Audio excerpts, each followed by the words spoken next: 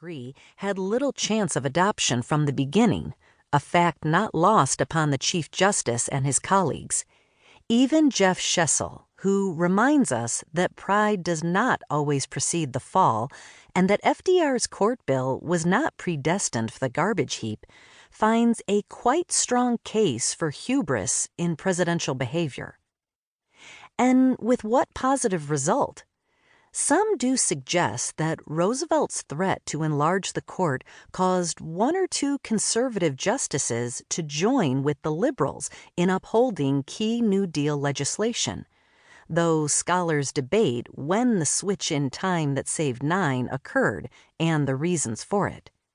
Yet they nearly universally portray Roosevelt as a nodding and arrogant homer, his failure as a victory for common sense, his scheme as destined for defeat.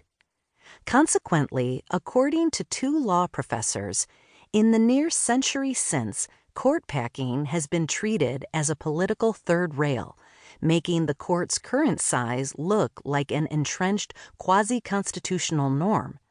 And when proposals to change the court's size began circulating anew as Democrats confronted another court they feared, some echoed the shock and horror of Roosevelt's foes, while others argued that if a politician of FDR's vaunted wizardry with his congressional majorities couldn't pull off changing the court's size, no one could.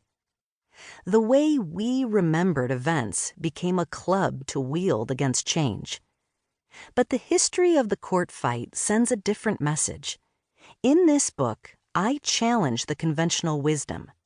I aim to show that hubris did not explain Roosevelt's actions. He was displaying the same shrewdness that enabled him to win a massive 1936 re-election victory, despite the best efforts of an antagonistic press and angry elites. Further, on almost every day he battled with Congress and the court. He could reasonably anticipate achieving some success in the form of additional justices and for the principle of court enlargement, as all, including the justices, were very well aware. Whether or not it is the right remedy for today's troubles, court packing does not deserve to be recalled as one fated for failure in 1937. To see that, we must follow events as they unfolded, without the distortions of hindsight. Instead of recounting the story from the usual perspective of how it turned out and as an inevitable defeat, I tell one of possible victory. The Supreme Court, the justices, and their opinions play a part, but there are other actors too. The President, his Attorney General, and the squabbling New Dealers around them make many appearances. Senators loom large, since the court bill's fate was decided in their chamber. So do pollsters and the press. Of course, those who pretended inside knowledge, whether they were members of Congress or journalists, did not always get the story right. In the 1940s, for example, FDR would brand Washington columnist Drew Pearson, a player in the court fight, a chronic liar. But like Roosevelt and other politicians, journalists had a crucial role in shaping the battle and outcome, as well as the public perceptions of them.